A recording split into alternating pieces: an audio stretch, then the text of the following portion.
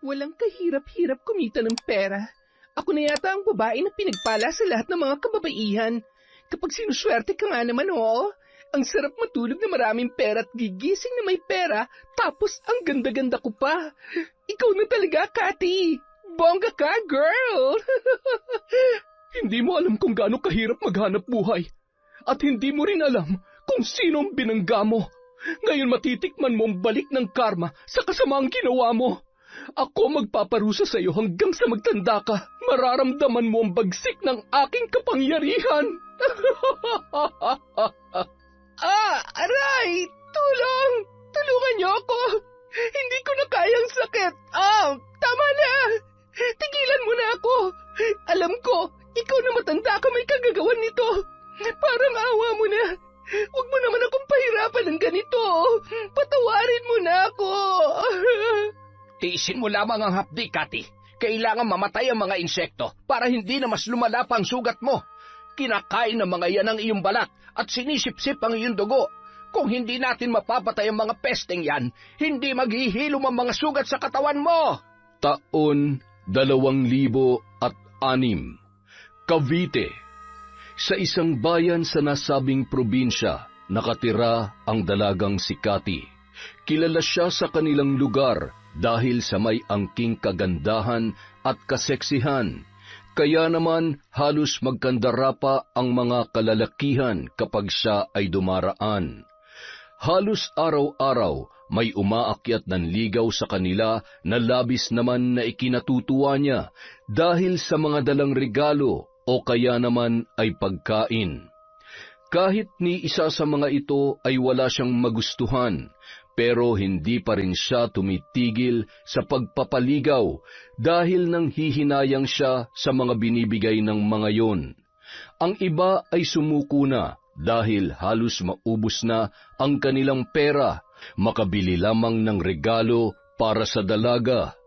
Alam mo, Cathy, kung hindi mo ako gusto, mas mabuti pang sabihin mo na agad sa akin. Pabalik-balik na ako dito pero wala naman nangyayari. Nagsasayang lang ako ng oras sa iyo eh. Pinapaasa mo lang ako sa wala. Butas na ang bulsa ko sa kung ano-anong pinapabili mo. Hoy, ang kapal naman ng mukha mo. Kung napapagod ka na, edi huwag ka nang bumalik dito. Tsaka yung mga dinadala mo, gusto mo yan dalhin sa akin. Isa pa, tingnan mo nga yung itsura mo. Ew, sa tingin mo ba papatulang kita? Wala bang salamin sa bahay nyo? Sana man lang inisip mo kung bagay ka sa akin, tsaka ka nagpabalik-balik dito. Sige na, umalis ka na. Marami pa akong gagawin. Napakamot ulo na lamang ang lalaki habang palabas ng bahay ng dalaga.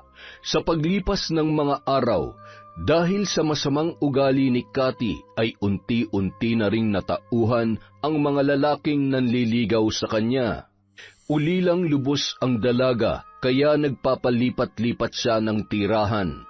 Walang nakatatanda o kamag-anak man lamang na sumasaway sa kanyang mga ginagawa. Wala rin siyang permanenteng trabaho dahil hindi siya nagtatagal sa kanyang mga pinapasukan. Ayaw niyang napapagod at mas lalong nawawalan agad ng gana kapag napapagalitan ng kanyang mga supervisor o napagsasabihan ng kanyang mga katrabaho. Mahaba na ang 2 buwan sa kanyang mga napapasukan at magpapasya na lamang na umalis at maghahanap ng iba na mas magaan ang gawain. Sa ganda kong to, hindi bagay sa akin ang trabahong yon. Kaya hindi ako magtsatsaga sa kakarampot na sahod. Masisira lang ang ganda ko, hindi ko naman ikakayaman yon. Hindi rin naman siya nakakakuha ng mataas at magaan na trabaho dahil hindi siya nakapagtapos sa pag-aaral. Napabarkada at walang alam sa buhay kundi ang magbulakbol at manloko ng mga kalalakihan para lamang may pangtustos siya sa kanyang sarili at sa lahat ng kanyang mga pangangailangan.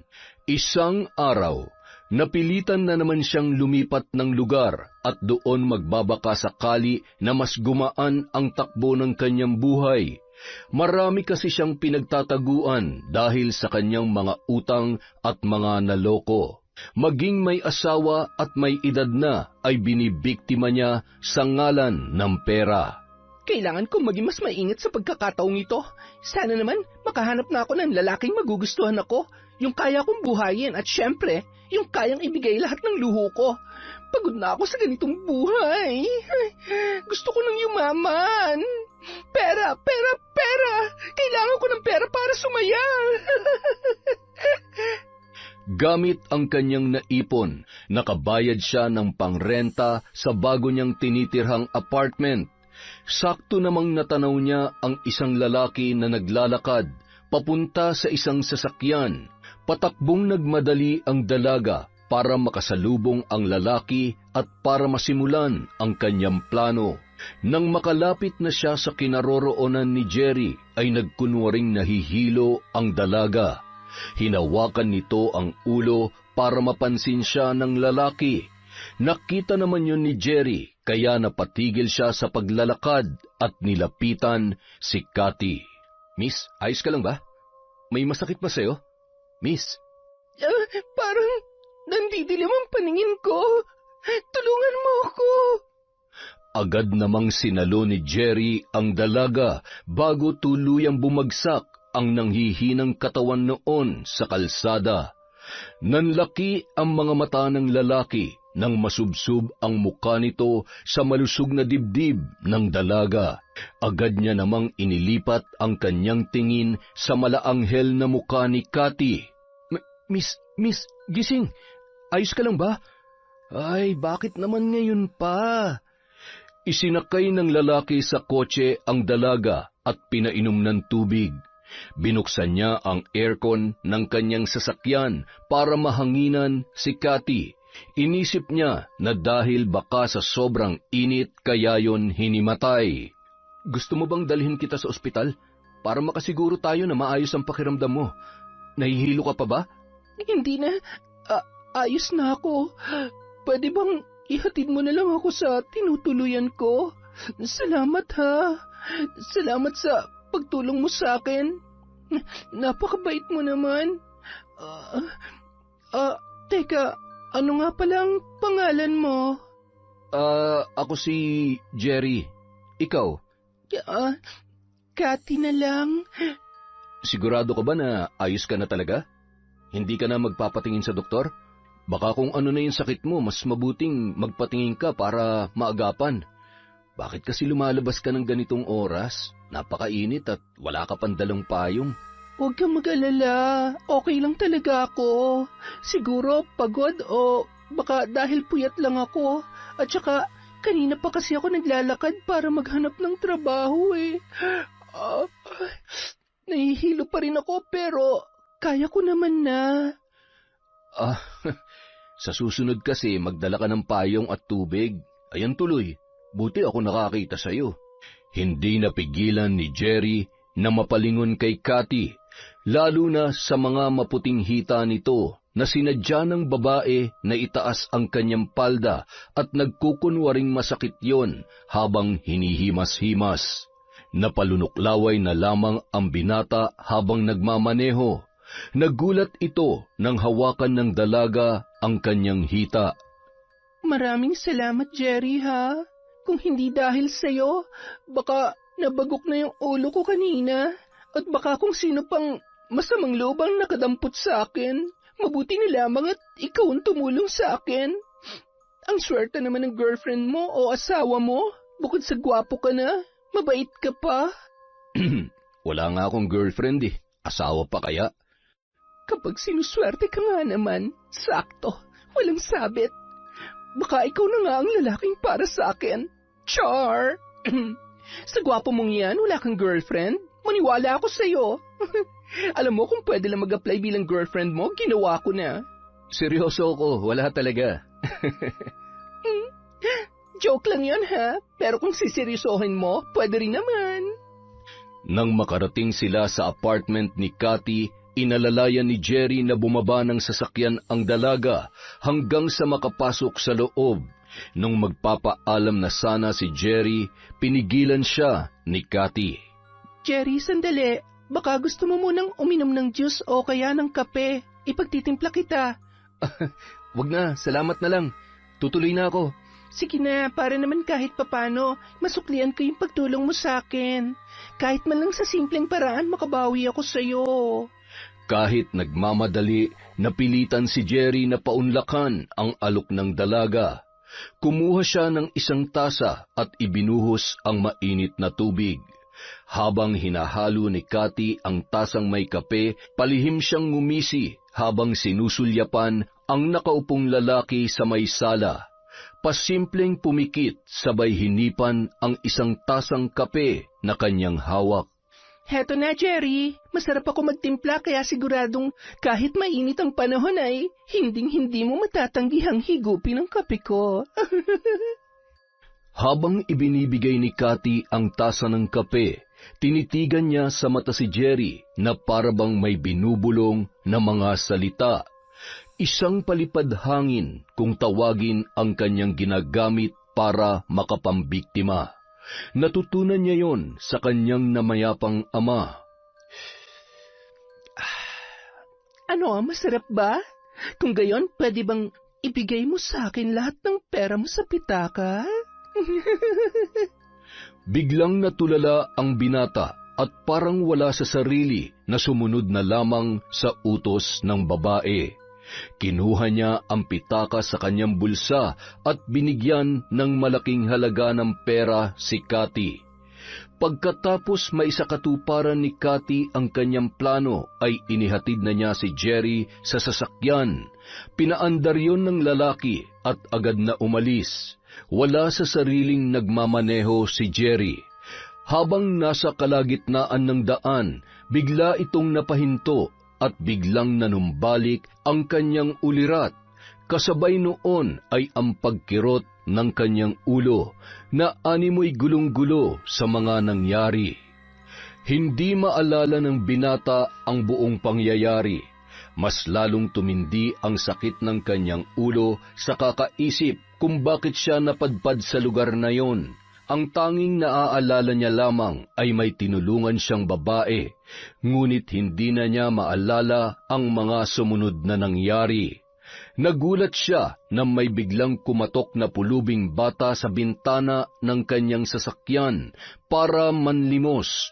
Doon niya lamang napansin na nawawala na ang kanyang pera. Kinaumagahan, pumunta si Cathy sa isang mall para mag-shopping. Halos lahat ng magustuhan niya ay binibili niya ng walang pagdadalawang isip. Puro mamahalin ang presyo ng kanyang kinukuha. Hindi pa yun nakuntento, nagtungo pa siya sa isang kilalang restaurant. Kahit mag-isa lang siyang kakain, halos pang 3 katao ang kanyang ino-order. Pinag-usapan na siya ng mga waiter dahil sa dami ng pagkain na nakahain sa kanyang mesa. Hay nako, Tay, kung nabubuhay pa sana kayo ngayon, nararanasan niyo rin ang ginhawang nararanasan ko. Kayo kasi maaga niyo akong iniwan. Di hamak na mas magaling akong dumiskarte kaysa sa inyo. Pero hindi bale, ikakain ko na lang kayo sa bawat mamahaling restaurant na pupuntahan ko. Basta, Tay, ha? Huwag mo akong pababayaan kung nasan ka man ngayon. Ikaw nang bahala sa akin. Makalipas ang 1 linggo, wala nang natira sa nakulimbat ni Cathy, kaya naman mainit na naman ang kanyang ulo. Kaya nag-isip na naman siya ng panibagong plano para magkaroon ng pera. Palaging ganoon ang kanyang sitwasyon. Kung kailan ubos na ang kanyang pera, tsaka lamang siya kikilos. Hanggat nakikita niyang may laman pa ang kanyang pitaka, kampante lamang siya at walang pakialam. Kinagabihan, abala ang dalaga sa pagpapaganda ng kanyang sarili. Nilagyan niya ng pulang lipstick ang kanyang mga labi at nagbihis ng napakaigsing palda. Minsan na rin nagkaroon ng kinakasama ang dalaga at nakilala niya yon sa isang bar. Ngunit hindi nagtagal ang kanilang relasyon nang mapansin ng lalaki na pera lamang ang habol nito sa kanya. At hindi niya rin nagustuhan ang ugali ni Cathy. Walang alam sa gawaing bahay, waldas at kapag hindi nasusunod ang gusto ay nagwawala. Pagkatapos mag-ayos ng kanyang sarili, sumakay siya sa isang tricycle papunta sa isang bar. Pagkarating doon, halos lahat ng lalaki ay isa-isa niyang kinilatis. Pinagtitinginan din siya ng mga yon dahil sa kaakit-akit niyang kasuotan, muka at hubog ng katawan. Kinikilala niya kung sino ang mukhang mayaman at kung sino ang may makapal ang pitaka. Tsaka niya gagawin ang susunod niyang hakbang. Ano ba yan? Parang wala namang mukhang tao dito. Ang tsatsaka, ha? Ay, di bali na nga. Pera lang naman ang kailangan ko eh. Lalaking may laman ang pitaka. Teka, ayun. Tama bang nakikita ko? Malapitan nga. Sa wakas, siguradong paldo-paldo na naman ako dito. Nilapitan agad ng dalaga si Miguel. Medyo may kaedaran na at bagong customer lamang sa bar na yon. Mukhang mabango at mayaman.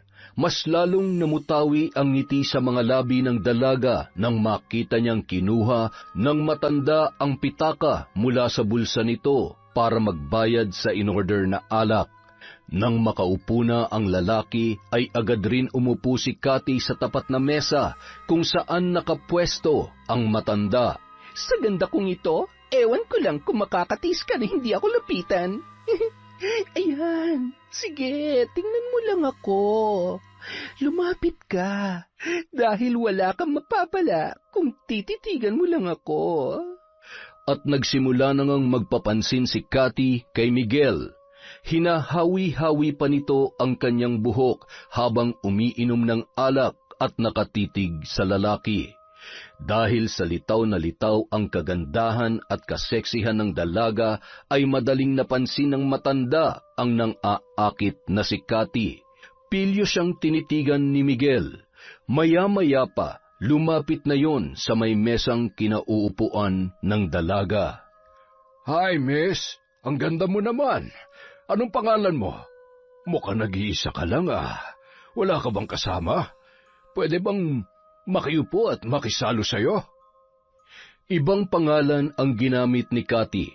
Yon ang paraan niya para hindi siya matuntun o kaya naman ay mahanap ng mga taong binibiktima niya. Nauwi sa tawanan ang kanilang pag-uusap. Nawili ang matanda na makipagharutan sa dalaga kaya naparami ang kanyang pag-inom ng alak. Nung medyo may tama na, biglang lumapit ang isang lalaki na kasama nito na kanina pa pala sila pinagmamasdan. Malaki ang pangangatawan ng lalaking yun. Sir, mukhang lasing na po kayo. Tara na po. Baka po hinahanap na tayo ng asawa nyo. Kapag nalaman ni ma'am na nandito tayo ay siguradong pagagalitan tayo nun. Nagulat ang dalaga dahil nun niya lang napagtanto na may kasama palang bodyguard si Miguel. Nang akmang tatayo na sana ang matanda habang inaalalayan ng lalaki, biglang nag-usal ng mga salita ang dalaga. Ang daya naman, alis ka na agad, Miguel. Ngayon pa lang tayo nagkakasiyahan. Ang aga pa kaya, mamaya ka na umuwi. Hay, mukhang takot ka lang pala sa asawa mo eh.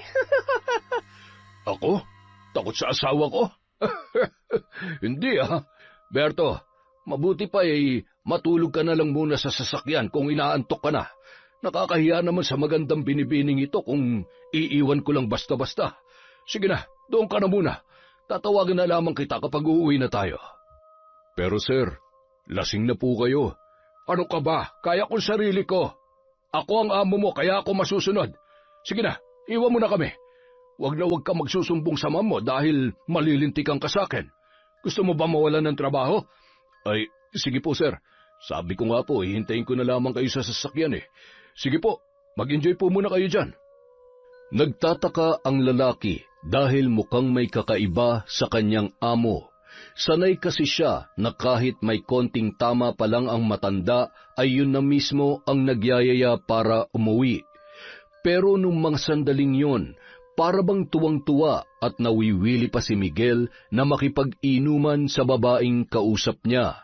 Bibihira lamang makipagkwentuhan sa babae ang kanyang amo at pinagtaasan pa siya nun ng boses sa unang pagkakataon. Akala ko iiwan mo na ako. Magtatampo na sana ako eh. Gusto pa naman sana kitang makausap dahil nalulungkot ako. Sa tingin ko, Miguel, ikaw ang papawi sa lungkot na nararamdaman ko ngayon. Pwede mo ba akong samahan kahit sandali lang?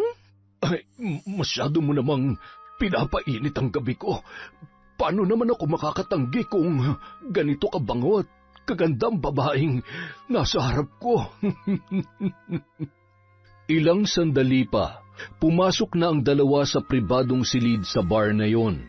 Nang makapasok na ang dalawa sa nasabing silid, doon na isinagawa ng dalaga ang kanyang plano. Nilimas niya ang lahat ng perang laman ng pitaka ng matanda, sabay itinapon yon sa isang sulok. Iniwan niyang nakahandusay sa mahabang upuan si Miguel dahil sa sobrang kalasingan. Nagmamadali namang lumabas ng bar ang dalaga, sabay pumara ng tricycle. Samantala, kanina pa tingin ng tingin ang bodyguard ni Miguel sa kanyang telepono at inaabangan ang tawag ng kanyang amo. Nabaling ang kanyang paningin nang makita si Cathy na sumakay sa tricycle, kaya kinabahan yun at nagmadaling lumabas ng kotse para pumasok sa loob ng bar. Sir? Miss, nasa na po yung lalaking nakaupo dito kanina? Agad namang itinuro ng GRO kung saan makikita ang matanda, kaya dali-dali nitong pinuntahan ng silid at bumungad sa kanya ang tulog na amo at humihilik pa. Nakabukas ang zipper ng pantalon at nakaangat ang damit. Boss, gising! Ano nangyari? Bakit nandito ako? Anong oras na ba? Ako pong dapat magtanong kung ba't kayo nandito. Ano po nangyari sa inyo? Ba't kayo pumasok dito sa loob? At bakit kayo iniwan ng babaeng kasama ninyo? Nagmamadali siyang umalis kanina. Ay, teka, nasan po yung relong suot nyo? Tsaka yung kwintas ninyo? Ha? Nalintikan na. Pati wallet ko nawawala rin. Naisahan ako ng babaeng yun Hindi ko man lamang namalayan na. Naku, malilintikan ako nito sa misis ko. Paano nangyaring? Hindi kaya may kakaibang ginawa sa akin ng babaeng yon? Na-hypnotize ba ako? Maaari po. Baka nga po ginamitan kayo ng itim na kapangyarihan na kung tawagin sa probinsya namin ay palipad hangin. Napamura na lamang si Miguel sa sobrang inis sa sarili. Sinubukan niyang hanapin ang babae, ngunit walang nakakakilala sa pangalan na binigay nito. Kinuha niya rin ang CCTV footage ng bar, ngunit sadyang mailap ang dalaga sa kamera. Hindi maipaliwanag kung paanong hindi man lamang makilala ang mukha noon. Kaya wala nang nagawa ang matanda kundi hayaan na lamang ang nangyari. Makailang ulit pa siyang bumalik sa bar na yon at nagbaka sakali na makikita ulit ang dalaga. Gaya ng dati, nagpakasasa si Cathy sa perang nakuha niya kay Miguel. Malaki-laki rin ang natangay niyang halaga sa matanda. Humiga pa ito sa kama at pinaghahagis ang pera habang humahalakhak, matapos niyang ibenta ang relo at kwintas. Walang kahirap-hirap kumita ng pera. Ako na yata ang pinakapinagpala sa lahat ng mga kababaihan. Kapag sinuswerte ka nga naman, oo. Ang sarap matulog na maraming pera at gigising na may pera tapos ang ganda-ganda ko pa. Ikaw na talaga, Cathy. Bongga ka, girl! Makalipas ang 2 buwan, unti-unti na namang nauubos ang pera ni Cathy. Sinisingil na rin siya sa renta ng bahay. 1 buwan na siyang hindi nakakabayad. Mas inuna pa niya ang kanyang mga luho kesa bayaran ang kanyang dapat bayaran. Kapag hindi ka pa nakapagbayad sa susunod na araw, talagang palalayasin na kita. May naibibili ka nga ng kung ano-ano tapos hindi mo magawang magbayad ng renta.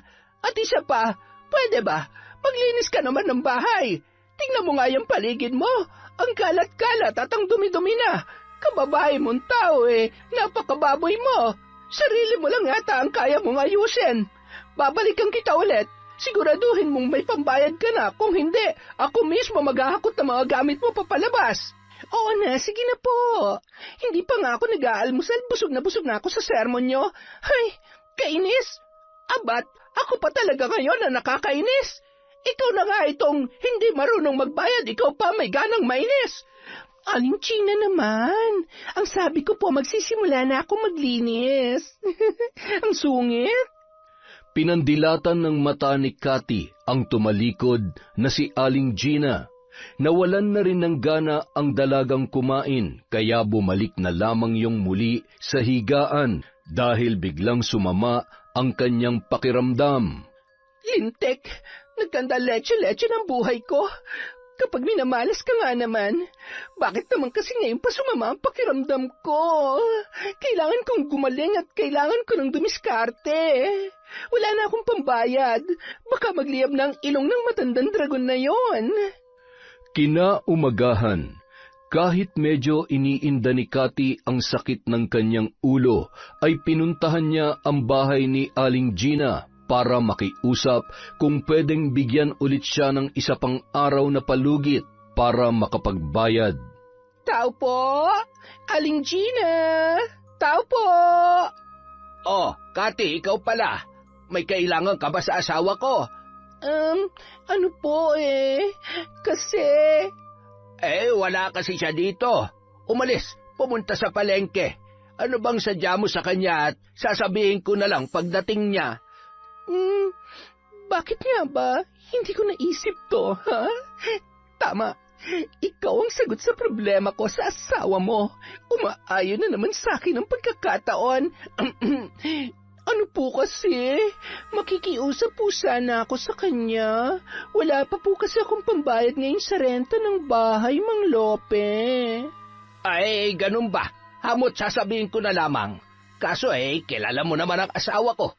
Magagalit lamang yung kapag nadidelay ang bayad ng upa, lalo na kung nakailang balik na siya para maningil. Kaya nga po, makikiusap sana ako Walang-wala po kasi talaga ako ngayon. Sinibayan pa ng sakit ng ulo ko kaya hindi po ako makapagtrabaho. Parang awa niyo na po, tulungan niyo naman po ako na pakiusapan siya Wala po kasi akong mapupuntahan kapag pinalayas niyo ako dito. Napahagulhol ang dalaga at marahan namang hinimas ni Mang Lope ang braso nito para patahanin. Pasimple namang bumulong sa isipan si Cathy dahilan para biglang mawala sa sarili ang matanda na ilang segundo munang natulala sa kanyang harapan bago pumasok sa kwarto at may kung anong hinahanap. Ganyan nga, sumunod ka sa lahat ng sasabihin ko. Ngayon, kunin mo lahat ng perang nasa wallet ng asawa mo. Ibigay mo yun sa akin, Mang Lope. Mabilis na sumunod kay Cathy ang matandang lalaki. Kinuha niya ang susi ng kabinet at binuksan yon. Dinampot ang lahat ng pera at ibinigay sa dalaga. Nanlaki ang mga mata ni Cathy nang makita ang napakaraming pera. Wow! Ang dami nito, Mang Lope! Maraming salamat po! Alis na po ako! Bye! Iniwan ni Cathy si Mang Lope habang wala pa sa kanyang sarili. Maya-maya lamang ay dumating na si Aling Gina at sinalubong pa yon ng dalaga. Aling Gina, sakto po ang pagdating nyo.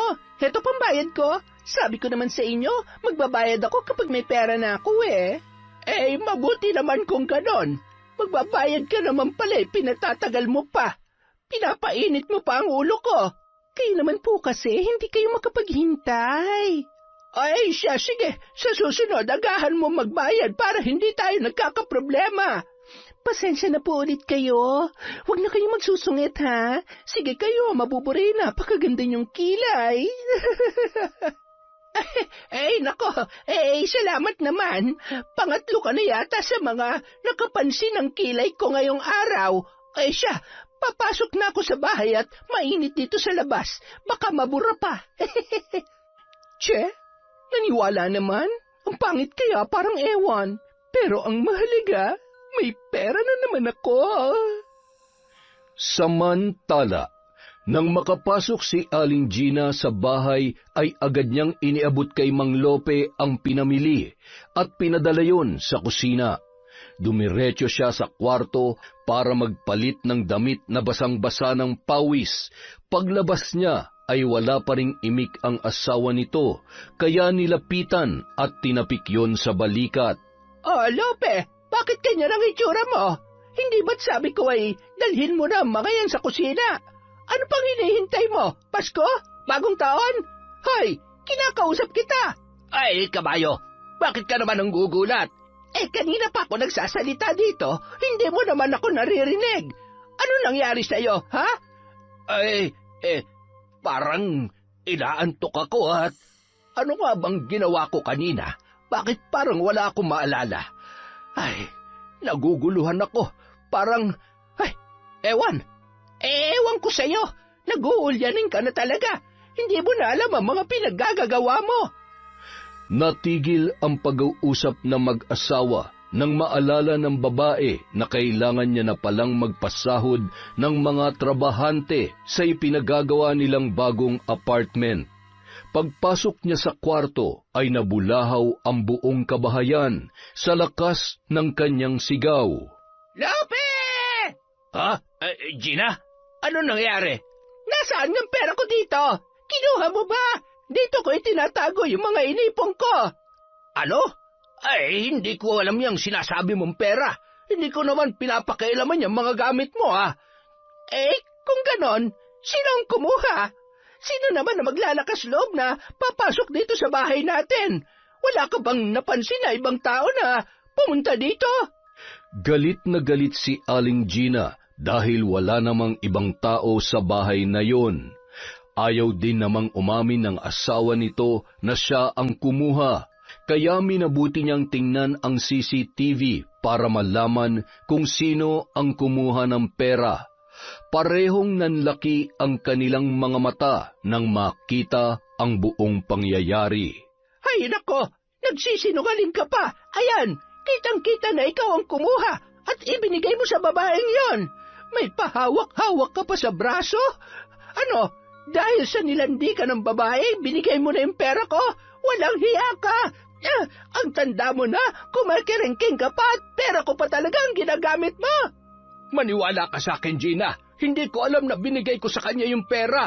Tingnan mo, parang may sinasabi siya tapos sinusunod ko naman. Hindi ko matanda ng buong nangyari. Pero maniwala ka, kahit mamatay man tayo ngayon, hindi ako nagsisinungaling. Mandadamay ka pa talaga. Lintik na babaeng yon. Kaya pala ang lakas ng loob. Sa akin lang naman galing yung pinambayad niya. Makikita niya. Hindi ko ito mapapalampas. Inuubos na talagang pasensya ko, ha? Siguradong may itinatago ang babaeng yon. May kakaiba siyang ginagawa para makapagnakaw ng pera. Humanda siya sa akin. Sinugod ni Aling Gina si Cathy para komprontahin sa nangyari. Agad namang itinanggi ng dalaga ang ibinibintang nito sa kanya. Dahan-dahan po kayo sa sinasabi niyo, Aling Gina. Wala po akong alam dyan. Ibalik mo ang pera ko. Walang hiya kang babae ka. Ipapakulong kita. Huling-huli ka na eh. Nagsisinungaling ka pa talaga. Hindi mo makukuha ang pera mo at lalong hindi ko hayaang makulong ako dahil sa'yo. Ang bag ko, kailangan kong tumakas. Hoy, saan ka pupunta? Magnanakaw! Ang kulit mo, ha? Sabi ng bitiwan mo ako. Gamit ang natitirang pera na galing sa matandang babae, naghanap ulit siya ng mauupahan na may kalayuan sa lugar na kanyang pinanggalingan. Makalipas ang 2 linggo, halos wala nang makain si Cathy dahil wala na siyang pera. Pabalik-balik naman ang kanyang iniindang sakit ng ulo. Diyos ko naman, alisin niyo na po ang sakit ng ulo ko para makapagtrabaho na ako. Pinaparusahan niyo ba ako dahil sa mga ginawa ko? Buisit na Gina na yon. Yung mga gamit na naiwan ko, ay, ang bobo ko talaga. Bakit ba naman kasi hindi na lang ako nagbenta ng mga gamit ko? Ay, nakakainis talaga.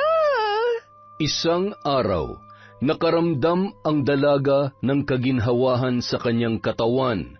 Kaya wala nang inaksayang oras si Cathy at agad na nag-isip ng susunod na plano. Barya na lamang ang natitira sa kanyang pera. Palakad-lakad ang dalaga kung saan naghahanap siya ng panibagong bibiktimahin. Ano ba? Makisama naman kayo. Mukhang wala yata ako mapapala dito, ah. Wala yata akong madidilihensyahan ngayon.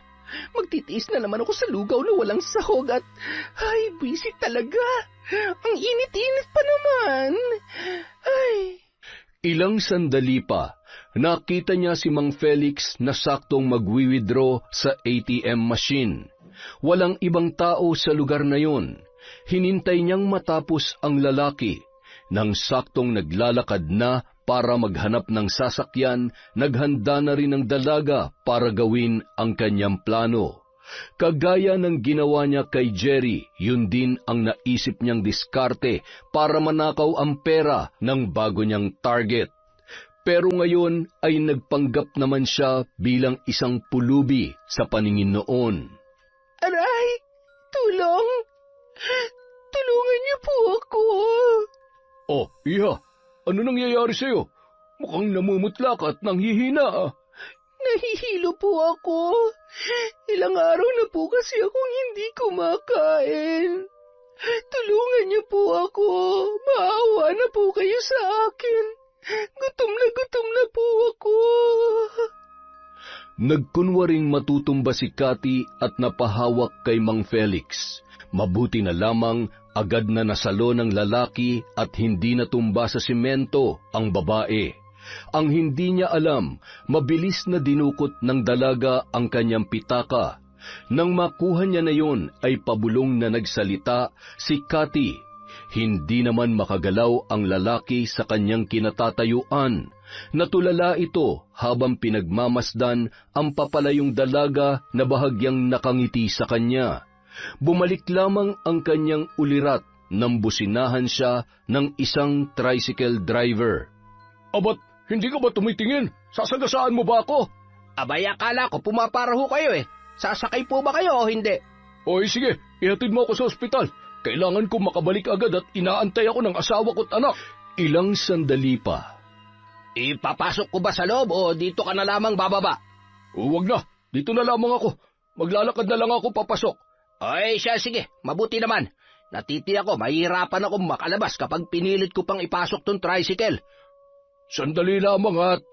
Teka, nawawala ang pitaka ko . Nagtulungan pa si Mang Felix at ang tricycle driver para mahanap ang pitaka sa loob ng tricycle, ngunit wala silang makita.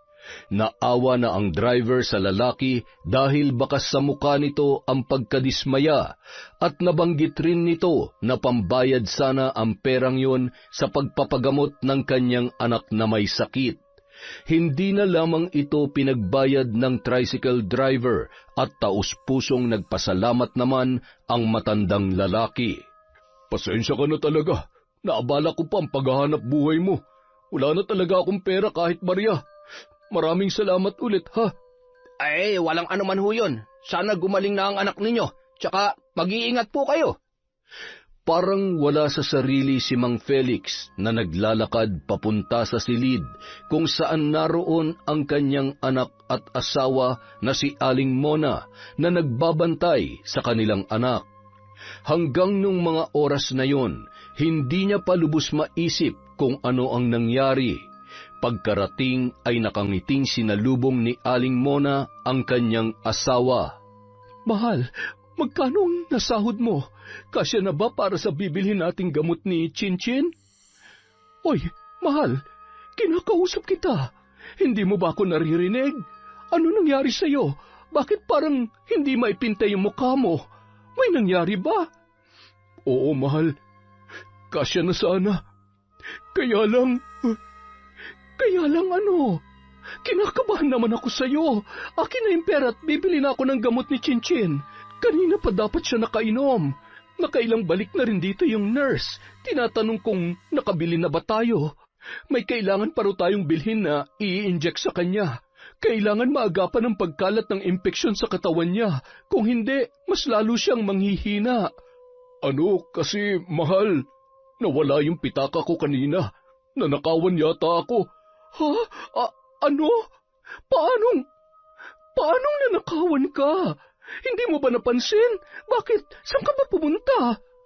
Ikinuwento ni Mang Felix kay Aling Mona ang kanyang natatandaan. Ang pinagdududahan niya ay yung babae na lumapit sa kanya para humingi ng tulong. Wala naman kasing ibang tao na nakasalubong si Mang Felix nung mga sandaling yun. Nanlumo ang mag-asawa dahil sa yun na lamang ang kanilang inaasahan na wala pa na parang bula. Nag-alala tuloy sila kung saan kukuha ng panggastos sa ospital. Halos lahat na ng kanilang kakilala ay nautangan na ng mag-asawa. Ano nang gagawin natin ngayon? Kailangan makabili tayo ng gamot ni Chinchin. Ang mamahal pa naman ng mga gamot na kailangan niyang inumin. Ay, mahal, paano ng anak natin? Saan na naman tayo kukuha ng pera? Wala ka nang sasahurin sa susunod na buwan. Halos ilang araw ka pa lamang pumapasok, may utang pa tayo sa boss mo. Kaya nakakahiya naman na mangutang na naman tayo sa kanya. Huwag ka na mag-alala, mahal. Gagawa ko ng paraan para makabili tayo ng kailangan ng anak natin. Nagpaalam saglit ang lalaki para maghanap ng pwedeng mahiraman ng pera. Kahit na nahihiya ay sinubukan niya pa rin humingi ng tulong sa kanyang boss. Ang kanyang pinagtatrabahuhan ay si Miguel. Naikwento niya sa kanyang boss ang nangyari sa perang ipambibili niya sana ng gamot ng kanyang anak. Nagulat ang lalaki sa mga sinabi ni Mang Felix. Bigla siyang napaisip na posibleng pareho ang babaeng nagnakaw ng kanyang pera at ang babaeng ikinukwento ng kanyang tauhan. Doon lamang napagtanto ng dalawang lalaki na pareho silang nabiktima ng iisang babae. Naaawa naman ang boss nito at pinahiram siya ng pera. Ikakaltas na lamang sa kanyang sahod buwan-buwan. Pagkakuha ng pera ay agad na bumalik si Mang Felix sa ospital. Nadatnan niya na nag-aagaw buhay na ang kanilang anak, kaya naman napatakbo siya at nilapitan ang naglulupasay na si Aling Mona. Anak, huwag mo kaming iiwan. Lumaban ka. Felix, ang anak ko. Chinchin! Diyos ko, nakikiusap po ako. Huwag niyo namang hayaan mawala sa amin ang anak ko. Pakiusap po, iligtas niyo ang anak namin. Chinchin, huwag mong iiwan si nanay. Makalipas ang ilang oras, nanginginig pa rin sa takot si Aling Mona. Pinapakalma pa rin yon ni Mang Felix na noon ay labis pa rin ang pag-aalala. Mabuti na lamang ay naisalba yon ng mga doktor. Akala ko mawawala ng anak natin. Kung may nangyaring masama sa kanya, Felix, hindi ko kakayanin. Mamamatay ako kapag nawala ang anak ko. Tahan na, patawarin mo ako sa nangyari.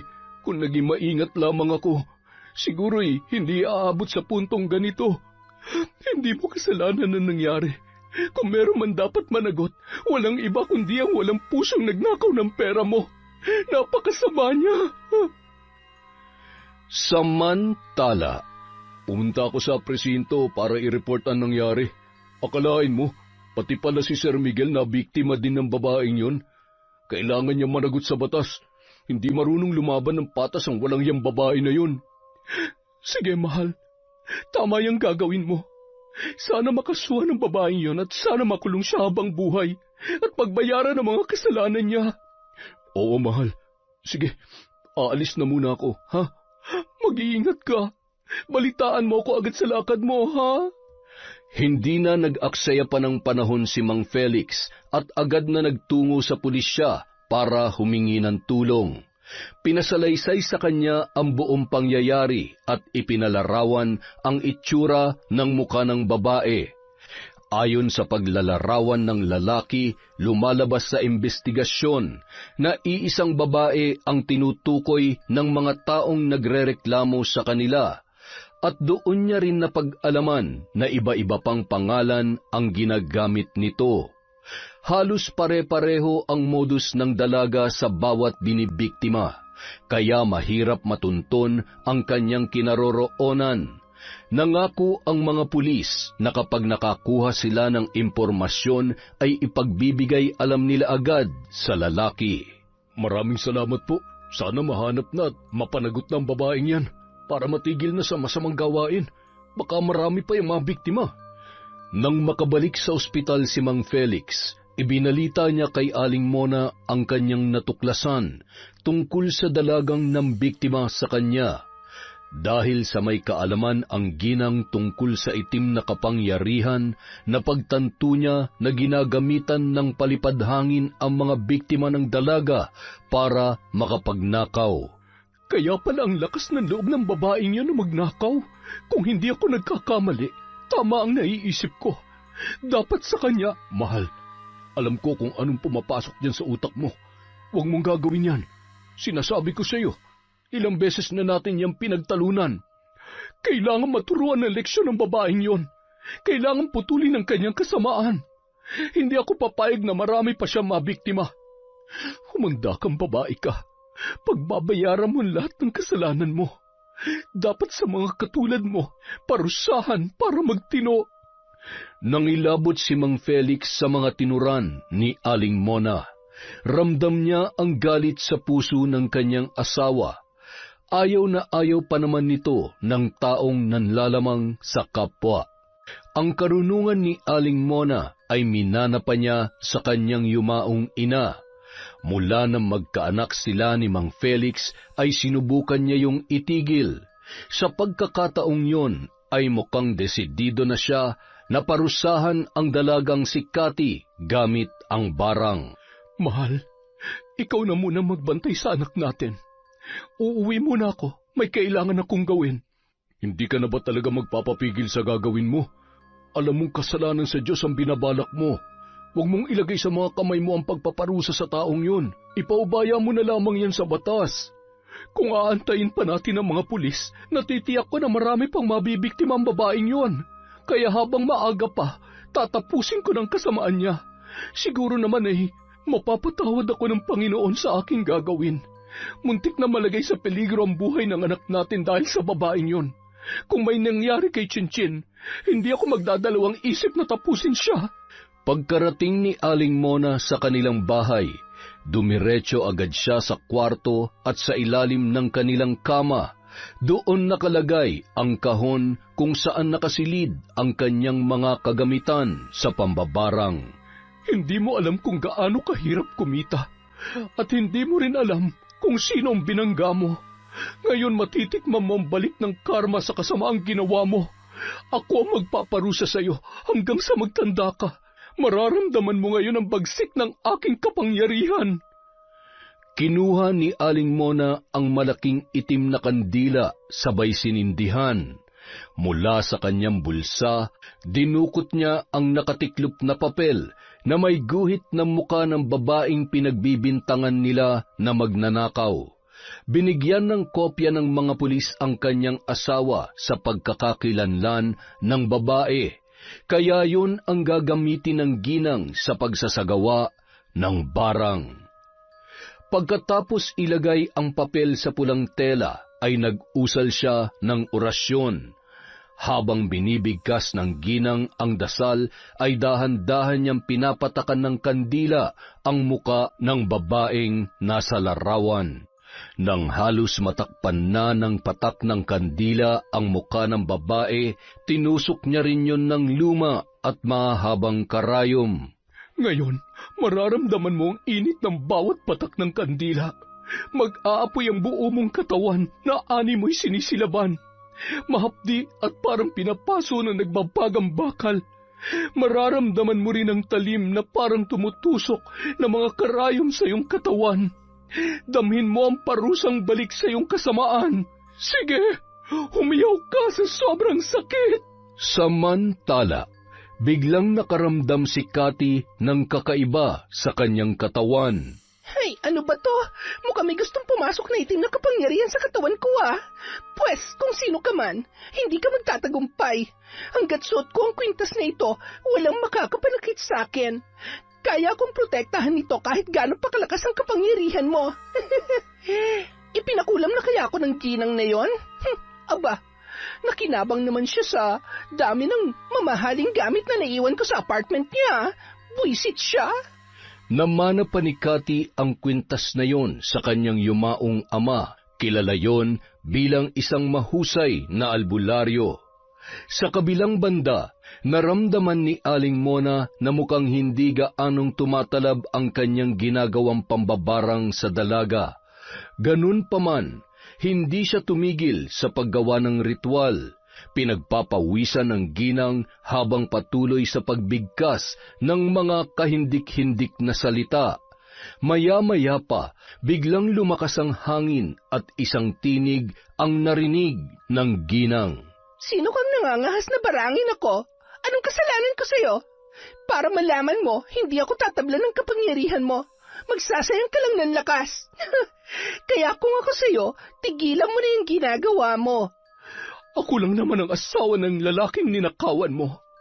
Alam mo bang buhay ng isang tao nakasalalay sa perang ninakaw mo? Hindi ka marunong lumaban ng patas, kaya dapat sa'yo putulin yung mga kamay mo at dukutin yung mga mata mo para matigil ng kasamaan na bumabalot yan sa katawan mo. Nagpatuloy ang palitan ng mga salita ng dalawang babae. Dire-diretso lang din si Aling Mona sa pagsasagawa ng orasyon. Hindi naman nagpatalo si Cathy at pilit na nilalabanan ang kapangyarihan ng ginang.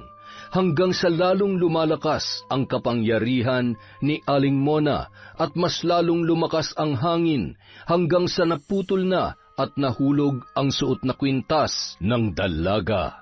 Tumilapon ang babae at tumama sa pader ng bahay na kanyang inuupahan. Aray! Walang hiya ka, matanda ka. Humanda ka. Babalikan kita. Hindi mo ako matatalo. Kung inaakala mo matatakot ako sa'yo, pues nagkakamali ka. Bigla namang nawala ang malakas na hangin at hindi na rin narinig ni Aling Mona ang tinig ni Cathy. Matagumpay na naisagawa ng ginang ang kanyang ritual laban sa dalaga. Samantala, halos hindi makatayo si Cathy sa sobrang lakas ng pagkakatalsik niya. Gumagapang na siya sa sahig sa kahahanap ng kwintas, ngunit nagkapira-piraso na yon. Hindi pwede. Kailangan kong kwintas na to. Hindi. Kinagabihan, nagising si Cathy ng alanganing oras nang makaramdam ang dalaga ng sobrang init. Para siyang nililitsyon na baboy sa nagbabagang uling. Dali-dali siyang bumangon at nagtungo sa kusina para uminom ng tubig. Halos maubos niya ang laman ng pitsil. Ibinuhos niya na rin sa kanyang muka ang natitira pang tubig. Pakiramdam niya ay matutuklap na ang kanyang balat dahil sa sobrang init. Aray! Tulong! Tulungan niyo ako! Hindi ko na kaya ang sakit! Tama na! Tigilan mo na ako! Alam ko, ikaw na matanda ka, may gawa nito sa akin. Parang awa mo na. Huwag mo naman akong pahirapan ng ganito. Patawarin mo na ako. Kahit anong sigaw ni Cathy para humingi ng tulong ay walang nakakarinig sa kanya. Kaya walang nagawa ang babae kundi tiisin na lamang ang sakit. Halos wala na siyang saplot sa katawan nang pagtatanggalin niya ang suot niyang damit. Kahit na nakatapat na siya sa bentilador ay wala pa rin yung epekto. Nahirapan na rin siyang huminga at muntikan ng himatayin. Tulong! Parang awa niyo na! Tulungan niyo ako! Maya-maya pa, bigla na lamang nawala ang init na kanyang nararamdaman. Natuwa ang dalaga at napahalakhak. Inakala niya na tumigil na ang pambabarang sa pagpapahirap sa kanya. Ngunit ilang sandali pa, nang mahihiga na sana ang babae, malakas na sigaw ang kanyang pinakawalan. Nang maramdaman niya na parang may tumutusok sa kanyang likod. Aray! Ano na naman to? Lintik na matandang yun na! Hindi mo ba talaga ako titigilan? Ano ba? Tama na! Hirap na ako! Tigilan mo na ako! Mas lalong tumindi ang sakit na nararanasan ni Cathy. Hindi na ito mapakali at napapalundag na rin ang dalaga sa sobrang sakit, hanggang sa tuluyan na siyang nawalan ng malay. Kinaumagahan, nagising na lamang ang dalaga na nakahandusay sa sahig. Masakit ang ulo at nanlaki ang kanyang mga mata nang makita niya na puno ng sugat ang kanyang buong katawan. Parang hiniwa ng isang matalim na bagay at sa loob noon ay may mga insekto. Pinagmasdan ng dalaga at nandiri siya dahil gumagalaw-galaw pa ang mga yon. Nagpupumalahaw siya sa iyak at hindi makapaniwala sa nangyayari sa kanya. Samantala, sana naman ay magtanda ka ng babae ka. Kulang pa yan sa mga nagawa mong kasalanan. Pasalamat ka't kahit papano ay mabait ako, dahil kung hindi, baka tinapos ko na ang buhay mo. Pero dahil hindi naman ako kasing sama ng iniisip mo, hindi kita papatayin. Gusto ko lang matuto ka at itama ang mga bagay na kahit alam mong mali ay ginagawa mo pa rin. Pero hindi pa rin dyan matatapos ang pagpapahirap ko sa iyo. Makalipas ang 2 araw, hindi pa rin tumigil si Aling Mona sa pagpapahirap kay Cathy. Kaya humingi na ng tulong ang dalaga sa kakilala nitong albularyo. Kinailangan niyang bumalik sa lugar kung saan siya lumaki, dahil doon nakatira ang kilalang albularyo ng kanyang ama. Sakay ng nirentahang sasakyan ang dalaga, bumiyahe siya ng mahigit 4 na oras para marating ang lugar na yon. Dumiretso na siya sa bahay ng manggagamot dahil baka kung makita pa siya ng mga tao doon ay pagtulungan pa siyang saktan. Kahit may takot siyang bumalik sa kanila ay napilitan pa rin siya dahil sa kagustuhan niyang gumaling. Cathy, anong ginagawa mo dito?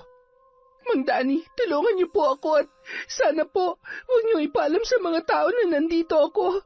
Kayo na lang po ang alam kong makakatulong sa akin. Parang awa niyo na po. Hirap na po ako. Alam mo na hindi ako sang-ayon sa mga ginagawa mo. Pinagsabihan na kita, pero hindi ka nakinig sa akin. Ginamit mo sa maling paraan ang iyong kapangyarihan. Kagaya ka rin ng tatay mo. Simula na mamatay ang ama mo, ang buong akala ko ay tatalikuran mo na rin ang itim na karunungan. Kung wala lang akong utang na loob sa iyong ama, hindi kita patutuloy sa pamamahay ko. Sa inyo na po mismo nang galing. May utang na loob kayo sa pamilya ko. Kung hindi dahil kay tatay, baka wala na kayo sa mundong ito. Kaya bilang kapalit, tulungan niyo po ako. Tanggalin niyo ang sumpa na nakakabit sa katawan ko. Sige, tutulungan kita. Pero mangako ka sa akin na magbabago ka na. Ito na siguro ang naging karma mo. Mangako ka, Cathy, dahil kung hindi, kahit magmakaawa ka pa, hindi kita tutulungan. Ayaw ko na sa pagkakataong ito ay patuloy kita na hahayaan sa iyong mga kalokohan. Kung noon ay wala akong nagawa para itama ka, ngayon hindi na ako papayag. Nangako ako sa Panginoon na sa oras na magkita tayong muli, gagawin ko ang lahat para maituwid ka. Ngayon, tutuparin ko ang pangako ko sa kanya at sa tatay mo, habang may pagkakataon ka pa. Opo, basta tulungan niyo lang po ako na gumaling. Pangako po magbabago na ako. Ang sakit. Pakiusap, gamutin niyo na po ako. Aray! Sa tingin ko, isa sa mga naging biktima mo may gawa nito. Pasalamat ka't hindi kanya balak patayin. Dahil kung ganon ang kanyang kagustuhan, malamang sa mga oras nito ay pinagpipiestahan ka na ng mga uod at bangaw. Nag-usal ng panalangin si Mang Danny habang nakapatong ang kamay sa ulo ni Cathy. Pinatakan ng matanda ng likido ang mga sugat sa kanyang katawan. Napasigaw siya sa sobrang hapdi at nangisay ang mga uod na nasa loob ng kanyang mga sugat. Aray! Ano po yung pinahid niyo? Ang hapdi!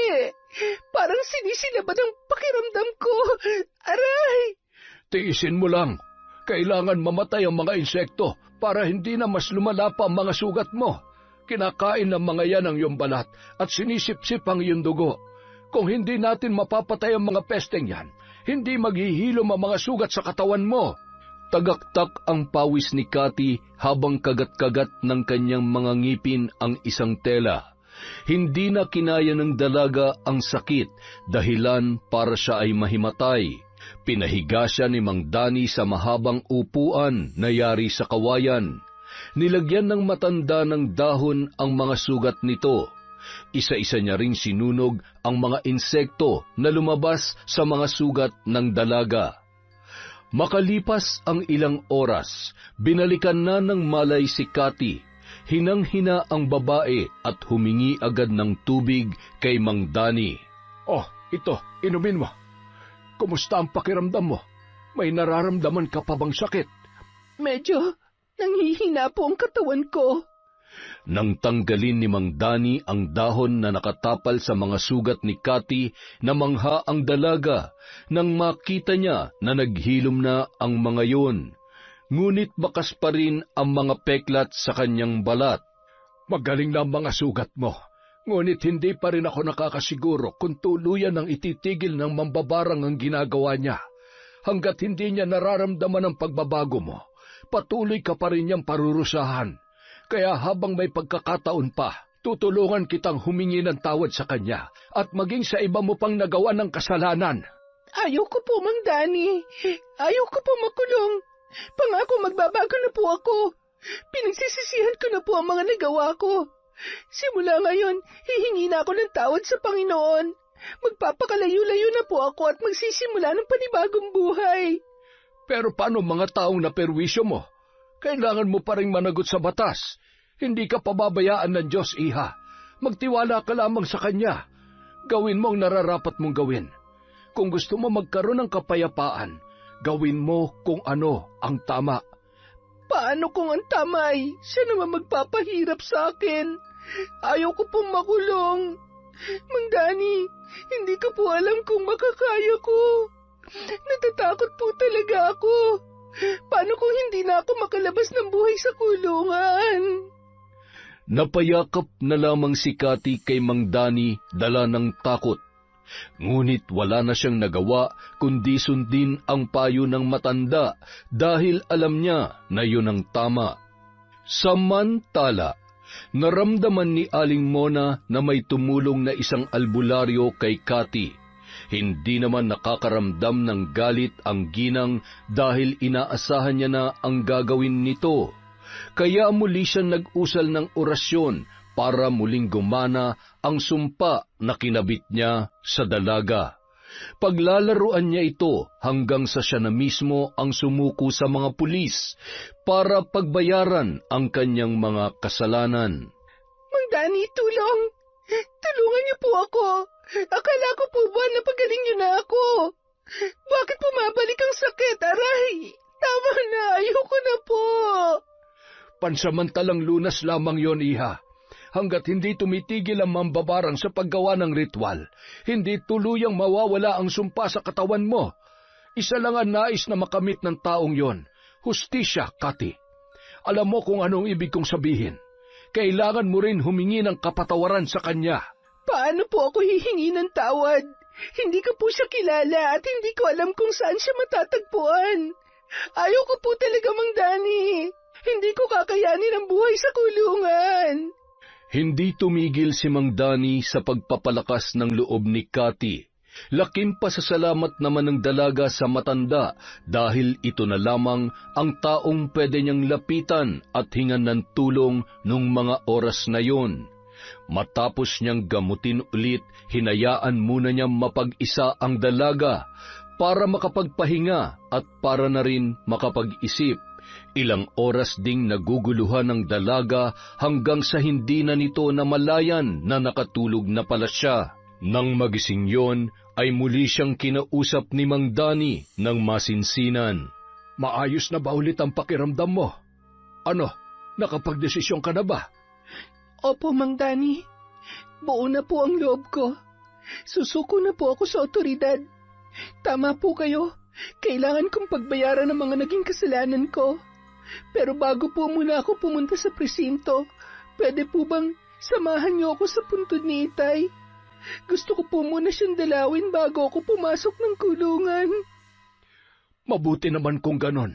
Sige, sasamahan kita. Huwag ka mag-alala, dadalawin kita palagi sa kulungan. Andito lamang ako, hindi kita pababayaan. Manalig ka lamang sa nasa itaas at hindi ka magtatagal sa loob. Magpakabait ka doon.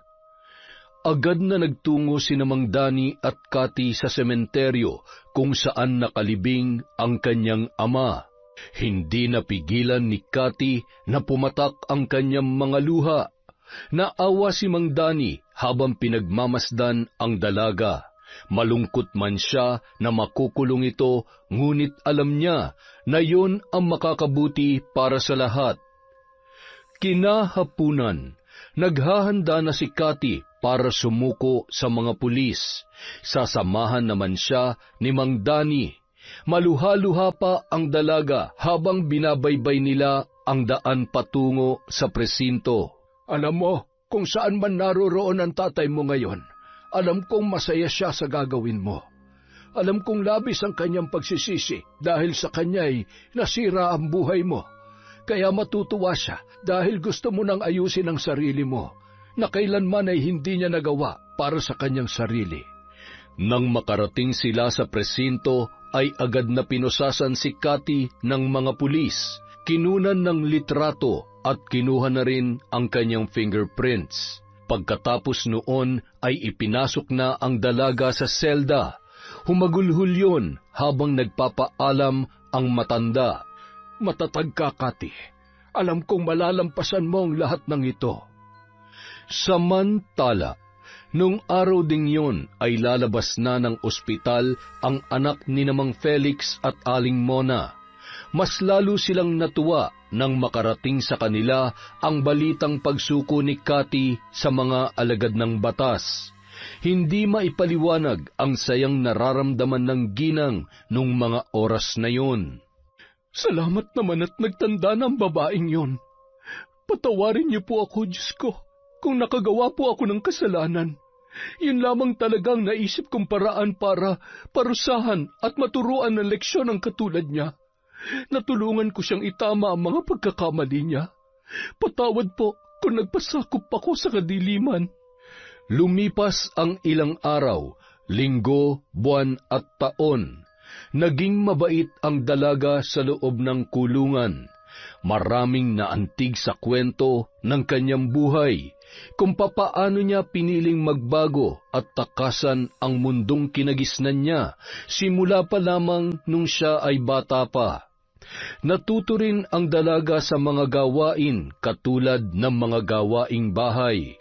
Kapag linggo naman ay sumasali siya sa mga grupo ng mga kababaihan na nagninilay-nilay at isa na rin siya sa nagpapakalat ng salita ng Diyos. Isang araw, dumalaw si Mang Dani sa presinto at kinumusta ang kalagayan ng dalaga. Masaya ko na makitang malaki na ang pagbabago mo. Halos lahat ng mga salita na lumalabas dyan sa bibig mo ay patungkol na sa Diyos. Ipagpatuloy mo lamang yan. Salamat po sa inyo, Mang Dani. Dahil sa tulong nyo, namulat ko sa tama ang mali. Ngayon nararamdaman ko ng mabuhay ng masaya at payapa. Oo, Iha. Talagang mararamdaman mo ang tunay na saya dahil may maganda akong balita sa iyo. Malapit ka na makalaya. Dininig na ng Diyos ang mga panalangin mo. Talaga po? Maraming salamat, Panginoon ko. Talagang napakabuti ninyo. Nasasabik na po ako makita ang tunay na ganda ng mundo. Walang paglagyan ng saya na nararamdaman ko ngayon. Masayang ibinalita ni Cathy sa kanyang mga kasamahan ang nalalapit niyang paglaya. Natuwa naman ang lahat sa kanyang sinabi. Samantala, hindi mapanatag si Aling Mona hanggat hindi siya humihingi ng tawad sa dalaga. Dala-dala niya pa rin ang bigat sa kanyang kalooban nang ginawa niya ang pagpaparusa kay Cathy. Kaya minabuti nitong dalawin at puntahan ng dalaga kung saan man yun nakakulong. Pagdating sa kulungan, nagtatakang lumabas si Cathy dahil wala naman siyang inaasahang bisita. Tanging si Mang Dani lamang ang dumadalaw sa kanya simula nung siya ay makulong. Ikaw pala si Cathy. Opo. Sino po sila? Kilala niyo po ba ako? Ako si Mona, yung asawa nung ninakawan mo sa may bangko. Natatandaan mo ba siya? Ho? Ibig sabihin, kayo rin ang... Oo, ako ang nambarang sa'yo. At nagawa ko yun dahil sa muntik na mapahamak ang anak namin nung araw na yon. Buhay ang nakasalalay sa perang ninakaw mo. Kaya napuno ako ng galit. Kung ganon, ano pong ginagawa niyo dito? Nakikita niyo po, pinagbabayaran ko na mga kasalanan ko. Ano pa po ang gusto niyo? Maawa po kayo. Huwag niyo akong papatayin. Tinuruan lamang kita ng leksyon. Patawarin mo sana ako. Natigilan si Cathy sa sinabing yon ni Aling Mona. Ilang minuto bago siya nakapagsalita. Bakas sa kanyang muka ang pagkabigla at hindi siya makapaniwala na pinuntahan pa siya ng ginang. Ho? Bakit po kayo humihingi ng tawad sa akin? Ako po ang nakagawa ng kasalanan, kaya ako po dapat humingi ng kapatawaran sa naidulot kong problema. Muntik na mapahamak ang anak ninyo dahil sa akin, kaya patawarin niyo po ako. Sana po'y mapatawad niyo ako. Oo, Iha, matagal ka na naming pinatawad. Ang ginawa mong pagsuko ay nangangahulugan lamang na bukal sa loob mo ang pagsisisi. Ngayon mapapanatag na ang kalooban ko sapagkat pareho na natin nakamit ang kapatawaran sa ating mga puso. Hindi mapigilan ni Cathy na mapayakap kay Aling Mona. Parang nabunutan ng tinik ang kanilang mga dibdib nung mga sandaling yun. Nang makauwi na si Aling Mona ay agad niyang kinuha ang kahon na naglalaman ng kanyang kagamitan sa pambabarang. Isa-isa niyang sinunog ang mga yon, katulong ang kanyang asawa at anak. Mahigpit na yakap ang itinugon ng kanyang asawa bilang pagpapakita ng tuwa at kasiyahan para sa ginang. Masaya sila na tuluyan ng tinalikuran ni Aling Mona ang itim na kapangyarihan. Kailanman ay hindi ko na yan muling gagamitin. Ngayon, abo na kayo at tuluyan na kayong tatangayin ng hangin. Masaya kami ng anak mo para sa iyo, mahal. Ito ang araw na pinakahihintay ko. Ngayon kasama na ng mga abo na yan. Tinangay na rin ang hangin ang pangambang nararamdaman ko kapag ginagamit mo yan. Makalipas ang 2 buwan, dumating na ang araw na pinakahihintay ni Cathy. Ito na ang araw ng kanyang paglaya. Masayang sinundo ni Mang Dani ang dalaga at dumiretso yon sa kanyang bahay.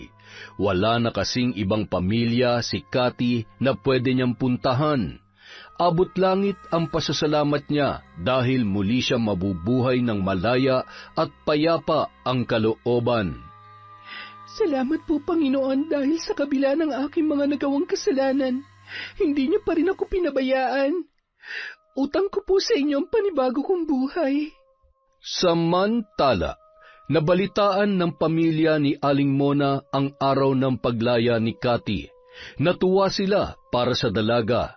Nang maikwento ni Cathy kung ano ang buhay na nakagisnan niya at kung anong paghihirap ang naranasan niya, ay nangibabaw ang awa na naramdaman ni Aling Mona para sa kanya. Makalipas lamang ang 1 linggo, simula nang makalabas si Cathy sa kulungan, nagpasya siyang muli nang bumalik sa Cavite para doon maghanap ng trabaho. At doon niya rin gustong simulan ang kanyang pagbabago. Sa awa ng Diyos, sa kabila ng kanyang mga karanasan sa buhay, maswerteng natanggap ang dalaga bilang tindera sa isang food court sa isang mall sa nasabing lugar. Kahit na umuuwing pagod at puyat ang dalaga, ay naging masaya pa rin ito, lalo na matanggap niya ang unang sahod na mula sa kanyang pinagpaguran. Ganito palang kumikita ng pera sa marangal na paraan. Kahit na mahirap, pero masaya pala. Hindi ko man mabili lahat ng luho ko, nagpapasalamat pa rin ako dahil malaya ako nabubuhay dito sa mundo, malayo sa dating ako, at walang inaapakang tao. Isang araw, habang naglalakad si Cathy papunta sa sakayan pauwi sa kanyang inuupahan na bahay, aksidenteng nakabangga niya ang isang pamilyar na lalaki. Teka, mukhang pamilyar ang mukha mo ah. Tama, ikaw nga. Sinadya mong mabangga ako, no? Para ano, kapag tinulungan kita, nanakawan mo na naman ako? Pwes kung inaakala mo na magagawa mo ulit yun sa akin, nagkakamali ka. Bistado ko na yung style mo. Maganda ka pa naman, pero kawatan ka pala. Jerry? Hindi ko talaga sinasadya. Aray, tulungan mo naman ako. Hoy, ang sakit. Napaka-judgmental naman. Hindi ba pwede nagbago na ako? Wala nang pakialam si Jerry kahit nagmakaawa pa si Cathy. Sa halip na tulungan itong tumayo, ay iniwan niya na lamang ang dalaga at walang lingon-lingon na sumakay sa kanyang sasakyan. Habang dahan-dahang tumatayo si Cathy at paika-ikang naglakad. Samantala, habang umaandar ang sasakyan ni Jerry ay nakita nito sa salamin ang kalagayan ng dalaga. Napaisip ang lalaki na baka nga hindi nagsisinungaling si Cathy nung mga oras na yon. Totoo kayang nasaktan talaga siya? Ano ka ba, Jerry? Maniniwala ka na naman ba sa palabas ng babaeng yan? Buisit, napakahusay talagang magpanggap. Minsan mo na ako naloko kaya tantanan mo ko at baka makalimutan kong babae ka. Hindi porket maganda ka, madadaan mo ako sa paawa-awa mo. Ay, tumigil ka nga sa karupukan mo, Jerry. Hayaan mo na siya. Yun ang mga salitang sinasabi ng utak ng binata. Ngunit may puwang sa kanyang puso ng pagkaawa kay Cathy. Sinisigaw nito na tulungan ang dalaga. Malalim na buntong hininga ang pinakawalan niya, sabay pinaatras ang sasakyan para balikan si Cathy. Oh, bakit bumalik ka? Kala ko ba hindi mo na ako tutulungan? Sige na, wag na. Kaya ko na to. Hindi naman kita masisisi kung hanggang ngayon galit ka pa rin sa akin. Kasalanan ko naman talaga. Naiintindihan kita kaya sige na. Kaya kong sarili ko. Huwag ka na nga mag-inarte dyan. Halika na. Sumakay ka na. Ihahatid na kita sa bahay mo. Nang makasakay si Cathy sa kotse ni Jerry, walang imikan ang dalawa. Pareho silang nakikiramdam sa isa't isa hanggang sa binasag ni Cathy ang katahimikan sa loob ng kotse. Patawarin mo sana ako sa kasalanang nagawa ko sa'yo. Pinagbayaran ko ng lahat ng yun sa kulungan. Salamat din at sa kabila ng nagawa ko sa'yo, mas pinili mo pa rin na tulungan ako. Sana mapatawad mo na ako. Pinagsisihan ko na ang lahat ng yon. Sinisikap ko na ngayon na magbagong buhay. Ewan ko ba? Hindi ko rin maintindihan ang sarili ko. Bakit ba hindi ko magawang magalit sa'yo? Siguro may dahilan ng Diyos kung bakit nag-krus muli ang landas natin, no?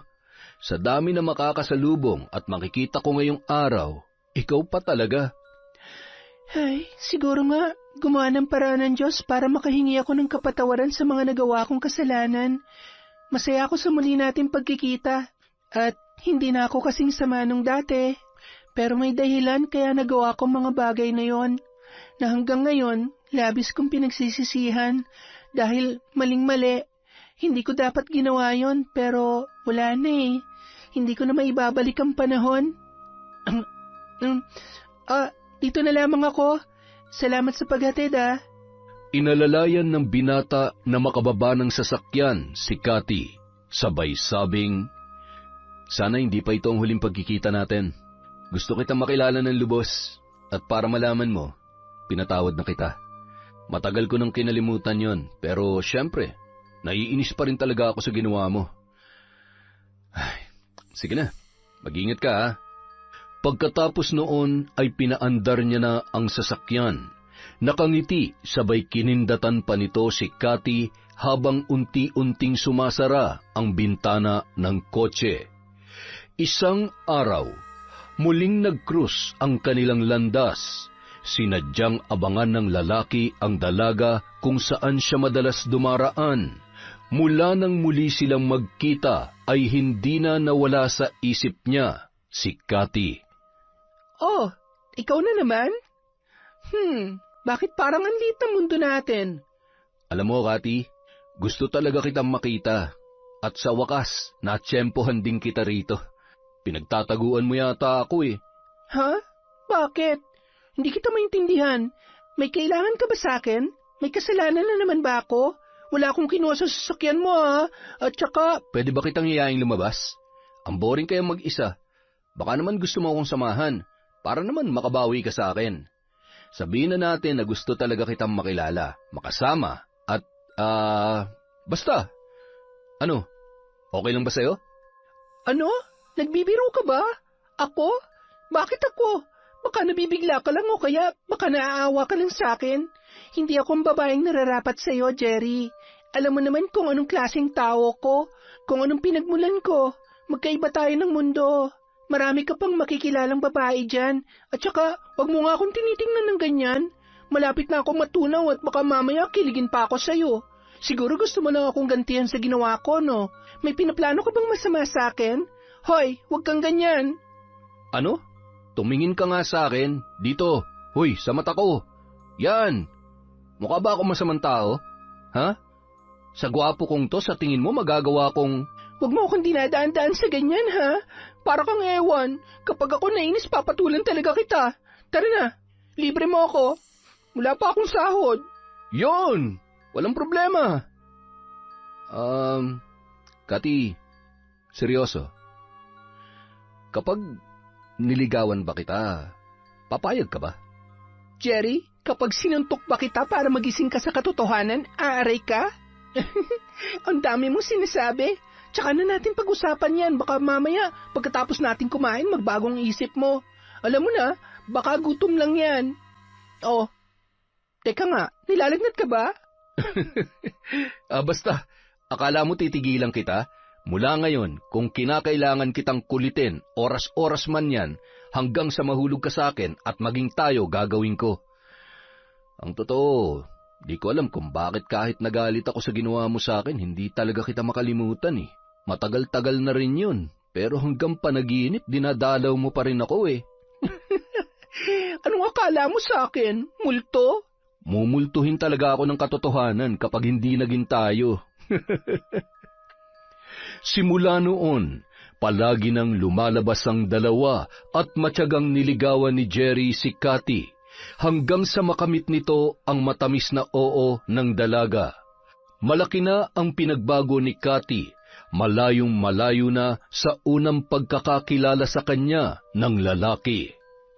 Sa kabila ng pagtatapat ng dalaga sa naging pagkatao at nakaraan niya, ay hindi yon naging hadlang para mahalin siya ni Jerry. Sa halip ay mas lalo itong humanga at napabilib sa katapangan ng dalaga. Matapos ang 2 taon bilang magkasintahan, nagpasya na rin silang magpakasal at bumuo ng sariling pamilya. Isang araw. Ay, ano ba naman tong tiyan ko? Kung ano-ano nang binibili ko sa iyong pagkain, sinusuka mo naman. Ano ba talagang gusto mo? Magagalit ka sa akin eh. Ano ba kasi yun? Gusto ko ng pinya. Yung pinya sa likod ng kapitbahay natin, hinog na. Sige na, samahan mo na kasi ako. Ano? Pambihira naman, mahal. Ano naman yung trip mo? O siya, mamayang gabi, gagawa natin ng paraan. Palihim na lamang na kinausap ni Jerry ang may-ari ng pinya para mapagbigyan ang hilig ng naglilihi niyang asawa. Yon! Isa na namang magandang kwento mula sa Kwentong Enteng. Dahil po dyan, meron po ulit tayong shout-out. Hello po kay Nelly Española. Shout-out kay Aprilin Asuncion, kay Sally Roldan, kay Carlita Nocerale. Hello po kay Elizabeth Sumalinog, kay Corazon Clemente. Hello po kay Manny Maniego, kay Brita Lane Pelico, kay Prince Jose, Lumagbas Nancy Rose Cose, Reynante Siena, kay Trio Cavibes, kay Catalea Soto. Hello po kay Jomar Tabacon, kay Celestina Siguya, kay Elizabeth Dungka, kay Febe Ranyada. Hello po kay Jeneline Mix Vlog. Hello po rin kay Princess Marleyphil Davido. Hi kay Ryan Alba, Mama Loretta, John Peter from Elidia Bobes. Hello po kay Pasiano Guerrero. Hi kay Barner Bucky, kay Idol Ashtin of Liga. Shout out kay Marjorie Dequilia, kay Ivan Jose Pabriag from Joanna Rosette Marasigan. Hello po kay Renante Alejo. Shout out kay Belen Malbas, kay Mariam Duca, kay Mira. Hello kay Hana Maylin Sesgundo, kay Gay Somodio. Hello po kay Mel Santarita, kay Irma Umali, kay Crijel Mamado, kay Arlene Torquiza. Hi kay I Love Traveled, kay Honey Austria, kay Emily Yumi. Hello kay Alma Naong, kay Charlene Gumansing, Michelle De La Cruz, Torillos and Guiwan family from Joel Guiwan, kay Jing Villaran, kay Langga Jonah. Hello po kay Jose Arcaliana, kay Alfreda Alano. Shout out kay Jenny, Laurelin at LJ from Lawrence, Balubayan. Hello kay Dapanderan Brewmaster, kay Frances Remuel Velches, kay Inday Besel TV, ang Lady Guard ng Pampanga, yon Astig, at sa Jet Guard Agency. Hello po kay Earhart The Great Vlog, kay Dimples Yumi, kay Larcy Siriban. Hello kay Teresa Mabelin Francisco. Hello kay Milina Aswiani, kay Mariam Bautista. Hi sa Kakalja family from Connie Kakalja. Hello po kay Maricel Nogot from Yuki Machimoto. Hi sa mga taga Polomolok, South Cotabato from Biba Dima. Hello po kay Merly Kidian, kay Ramil Fariolin, kay Queen Haley, kay Mercedita Balana Reyes. Hello po kay Kimpoy Feliciano, kay Roberto Crimen, kay Analie Vallega, kay MGS 14, sa Yamasaki family, kay Leng, kay Kensuke, kay Kagari, at Kentaro from Ami Yong. Hello po kay Adoracion Espiritu. Hi kay Cola Lona, kay Robely Solivio, kay Corazon Federizo, Arlene Monggi Albader. Hi po kay Ryan Large, kay Missy MTD. Hello po kay Hilario Patra Jasmine. Hi po kay May Megs, kay Shagala Mary, Angelina Ignacio, Julie Zabate, kay Annabel Ibanez. Hello po sa Team Manok ng Angeles, Pampanga, Escarda Family, Jeboy, Rose, Janine, Jimmy, Joven, Leonard, Jerry, Weng, Windy, Jerha, KJ, Mike, Kimsed, Rick, Monding, Iron, AJ, Arnold, Angie, Vicente, Yael, Ethan, at sa buong Team Manok ng Angeles, Pampanga. Hi po kay Tita Serrano, kay Noraline Olitsub, sa RGW Garment from Bastamage ako. Hi kay Vivian Collado, Kabutahe. Hi po kay Josie Aniban, kay Astillero Rialco from Kim Rialco. Hi kay Jimmy Guevara. Shout out kay Lolita Mariano, kay Dine Sinag, kay Juvie Bustamante. Hello kay Princess Kayla Martinez, kay JR Pineda, kay Isay Diaz, Mary Jane Alitin, Doris Estander, Pearl Torres, Evelyn Reyes, Ivan Pabriag from Joanna Rosette Marasigan. Hi kay Kay Sian from Kuya Koy. Hi po kay Account P1Z. Hello kay Mea Espiritu, kay Angelina Edelmira from Elizabeth Dungka. Hello po kay Janet Cisneros, kay Alfredo Siguya, kay Marilu Francisco. Shout out kay Jessica Rojas, kay Raquel Hasegawa, kay Lizelle Goleta. Hello po sa Galedo family from Rai, Bonbon Tailoring from Cheryl Rebecca. Hello po kay Leona Taytay, kay Giza Nicole, kay Elizabeth Pamintuan, kay Jay Mortiza, Betty Velasco, Edna Lintupas, Cesan de la Cruz. Hello po kay Noemi Garcia Pabunan, kay Margie Banosong, sa Roylos Chicharon from Adela Garcenila, at syempre kay Corazon Kakalda. Maraming salamat po. Mag-iingat po kayo kung nasan man po kayo, sa mga masisipag nating OFW at syempre sa mga nandito rin po sa Pilipinas. Maraming salamat po sa inyo sa walang sawang pagsuporta sa Kwentong Enteng.